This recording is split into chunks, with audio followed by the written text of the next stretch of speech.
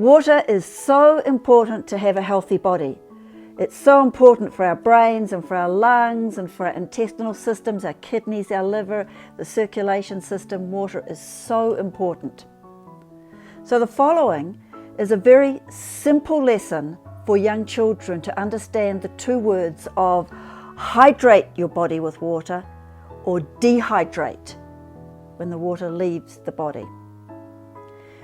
When I did this lesson, I was trying to emphasize just those two words and the definition.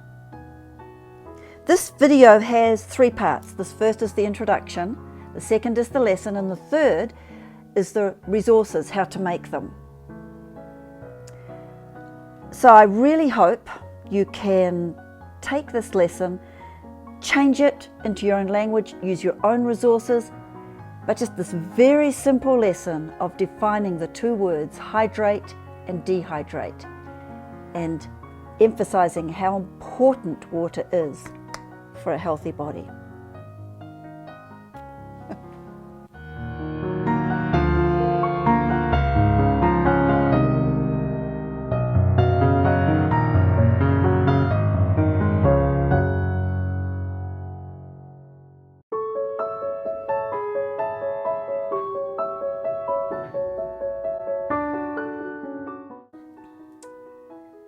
This is a simple lesson talking about hydrating our bodies and dehydrating our bodies with water, the importance of water for our lives. You can imagine there'll be some children sitting around here, and this is some of your simple equipment. We've got two bottles with cutouts of an adult and cutouts of a child. Then at the bottom of the bottle, I've actually made a tiny hole. Now to make the hole, you can get a needle and a pair of pliers and just heat the needle up and then push it through the plastic. Very, very simple.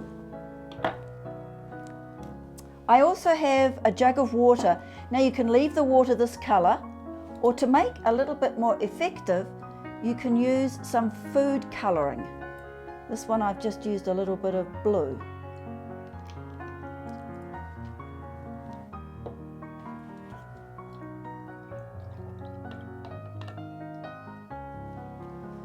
And this just helps the children get a picture of what hydrating our bodies means and what dehydrating our bodies means.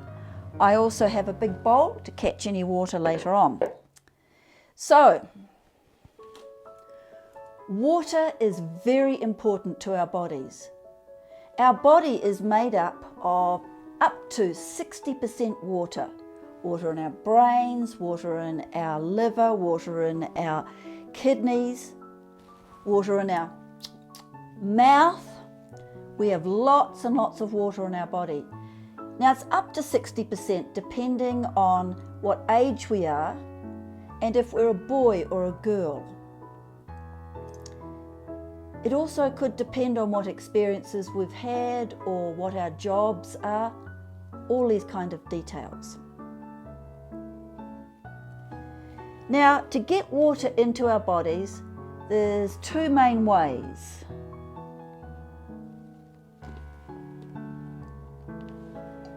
We can drink water, or we can take water through food,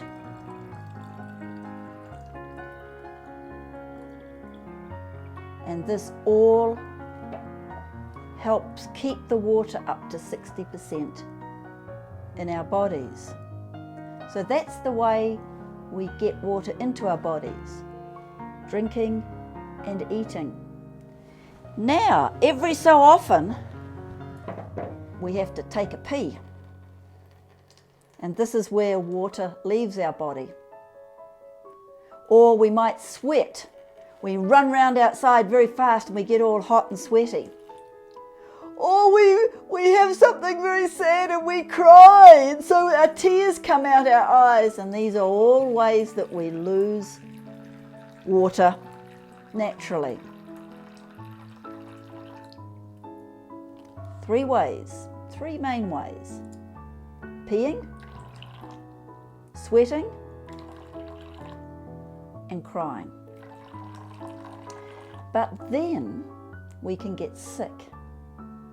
And when we get sick, we might have something like diarrhea where our poo is very watery and we are sitting and suddenly we have to go to the toilet. So when we have diarrhea, we lose water faster. Now when we are hydrated, we have enough water in our body, our pee is a yellowy, light yellowy colour. If our pee is very clear, that means maybe we have too much water, we've been drinking too much water. But when our pee is dark yellow or brown colour or smells bad, that means we don't have enough water in our bodies and we are dehydrated. So when you get diarrhea, you must make sure that you replace the water that you've lost through peeing, or maybe a fever and you're sweating, or if you've been sick, you need to be able to replace the water in the body, because the water helps our brains and our livers and our lungs. It helps get rid of food. It helps carry blood all round our body. So water is really important for our bodies.